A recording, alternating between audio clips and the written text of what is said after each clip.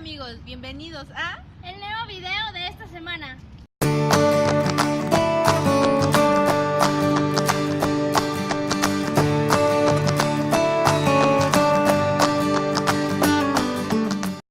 La segunda gran etapa de la historia de México es la época colonial. Dio inicio tras la caída de México Tenochtitlán en 1521 y concluyó con la proclamación de independencia 3 siglos después.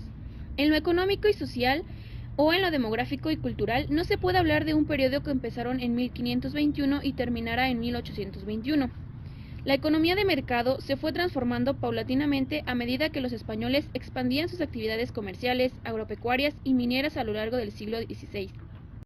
La población experimentó un drástico descenso demográfico entre 1519 y 1575, tras lo cual pasó a unos años de relativa estabilidad y luego a un periodo de crecimiento que se vio alterado hacia 1736, pero no en 1821. La historia ambiental, que estudia el impacto humano sobre el medio físico, reconoce que la conquista ocasionó cambios muy importantes en el paisaje mesoamericano, como ocurrió con la introducción de la ganadería. Pero la historia ambiental, el fin de la época colonial, no tiene un significado especial, y en cambio le resulta más importante señalar un límite cronológico hacia 1780, cuando se inició el corte de madera en gran escala para la construcción naval, o hacia 1888, cuando los ferrocarriles provocan cambios muy profundos en el uso del suelo. Resultado de lo anterior es la época colonial. Puede acomodarse entre distintos límites temporales según lo que se trate. El inicio de la época colonial estuvo asociado a una serie de acontecimientos muy llamativos que comenzaron con la llegada de los españoles y su primera penetración en Mesoamérica. La conquista, entendida así, cubrió poco más de 40 años, tras los cuales hubieron que pasar todavía otros 50 para que el producto de la conquista, o sea, de Nueva España, dejara atrás los años formativos de su periodo fundacional para entrar en una fase de madurez. La expansión de la economía y la cultura europeas a partir de las exploraciones marítimas portuguesas que desde mediados del siglo XV llevaron al establecimiento de enclaves comerciales en algunos puntos de las costas de África, India y el sudeste asiático, así como la ocupación del Cabo Verde, las Azores y las otras islas del Atlántico.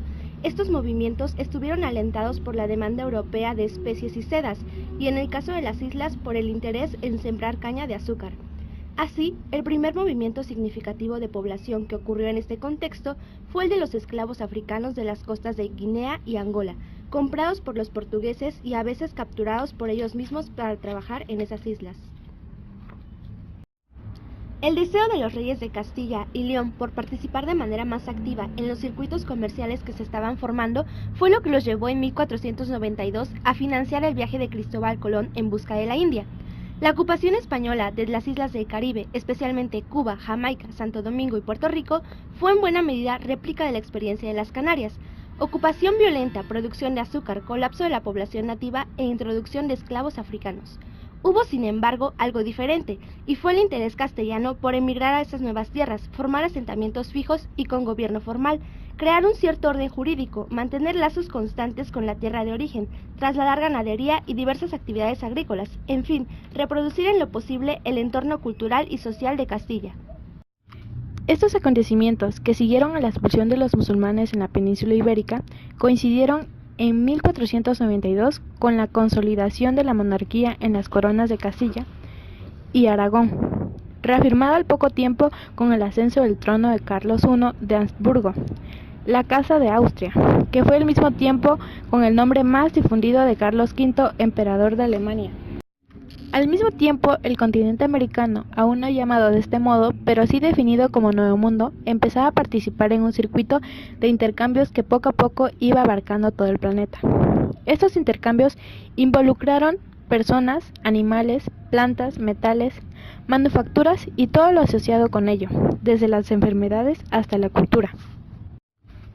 Tal es, a grandes rasgos, el contexto en que ocurrieron los acontecimientos asociados al inicio de la época colonial en México.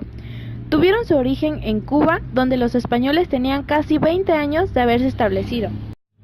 A esta primera expedición siguió otra y a continuación una tercera, en la que ya eran claros los propósitos de conquista, asunto que implicaba precisar entre los españoles diversas cuestiones jurídicas que definieran y regularan los principios o derechos a que aspiraban los conquistadores. De noviembre de 1519 a junio de 1520 fue el lapso donde la integridad política de la Triple Alianza se fracturó. Al mismo tiempo se generó el movimiento de resistencia mexica, que culminó con la deposición de Moctezuma y la expulsión de los españoles y sus aliados. La enfermedad brotó en Veracruz hacia mayo de 1520, introducida por un grupo español leal a los intereses cubanos que llegó a ese lugar intentando detener a Cortés. La viruela era uno de los componentes del mencionado circuito de intercambios que iba abarcado todo el planeta y hasta ese momento era desconocida en Mesoamérica. La guerra, sin embargo, no se limitó a esa acción, sino que se extendió a otros señoríos, tanto en la Triple Alianza como independientes, y se prolongó hasta 1525 o 1526. El resultado directo del proceso referido fue el establecimiento de una relación formal de dominio entre los españoles y cada uno de los señoríos, que en total rebasaban la cifra de 500. El asunto implicó una intensa actividad política de 1522 a 1525. Para establecer dicha relación se recurrió al sistema de la encomienda, que consistía en la asignación formal de cada señorío a un conquistador en particular, el cual quedaba como encomendero de ese señorío.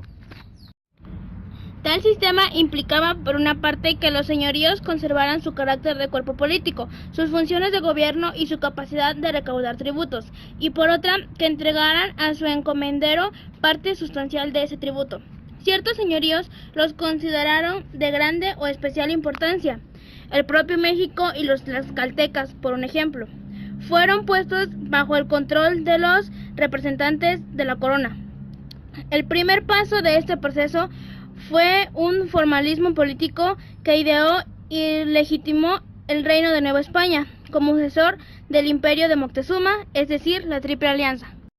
Fue entonces cuando los conquistadores decidieron reedificar la derrota y semidestruida Ciudad de México para erigirla como capital de la nueva conquista.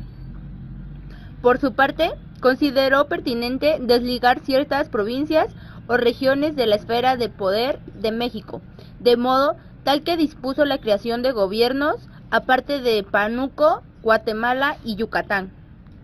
A lo anterior fue la llegada de numerosos españoles que desde 1522 o 1523 hicieron sentir su presencia cada vez más numerosa. Se les llamó pobladores para distinguirlos de los conquistadores militares. También activaron el traslado de animales, plantas y objetos europeos a Nueva España, así como la función de prácticas ganaderas, agrícolas y manufactureras. El arribo de frailes de las órdenes mendicantes, franciscanos, dominicos y agustinos a partir de 1524 y el paulatino establecimiento de sus doctrinas o bases de evangelización y administración eclesiástica en cada uno de los señoríos sometidos difundieron en poco tiempo diversas prácticas religiosas, como los bautismos, la asistencia a misa, que se acompañaba de música, cantos y fiestas diversas, y el culto a los santos, e igualmente hicieron valer normas cristianas a propósito de la sexualidad y el matrimonio. ¿Cómo se cumplirían entonces sus metas, que eran las de permanecer, obtener riquezas y otros beneficios, imponer sus valores, mantener un nivel aceptable de seguridad? Mesoamérica permitía hacer un sistema de dominación indirecta, tanto por el antecedente de la Triple Alianza, que significaba continuidad a las funciones del gobierno, la administración de justicia, el mantenimiento del orden, la organización del trabajo y el cobro de tributos. Estos principales fueron llevados a la práctica gracias a la agudeza política de Cortés. El arreglo, después de todo, también les era conveniente, o al menos lo que fue para los élites gobernantes que mantuvieron por el momento su posición en el privilegio. La intervención de la corona, que estableció una audiencia o tribunal de justicia con las facultades de gobierno en 1528, y la llegada de los religiosos y otros pobladores mitigaron esa inestabilidad, aunque introdujeron otros elementos de conflicto. Nuño de Guzmán, quien encabezó un nefasto gobierno como primer presidente de la audiencia y luego emprendió la conquista de la Mesoamérica occidental con métodos mucho más violentos y menos políticos que los empleados por Cortés. Ansioso de deslindarse de Nueva España, bautizó a sus conquistas como Reino de la Nueva Galicia y les dio un gobierno propio en 1531, pero sin formalmente reconocido por la corona, no llegó a afirmarse como algo completamente independiente del México. No olviden suscribirse, darle like, dejarnos sus comentarios en la parte de abajo y compartirlo con todos sus amigos. ¡Nos vemos en el próximo video! ¡Bye!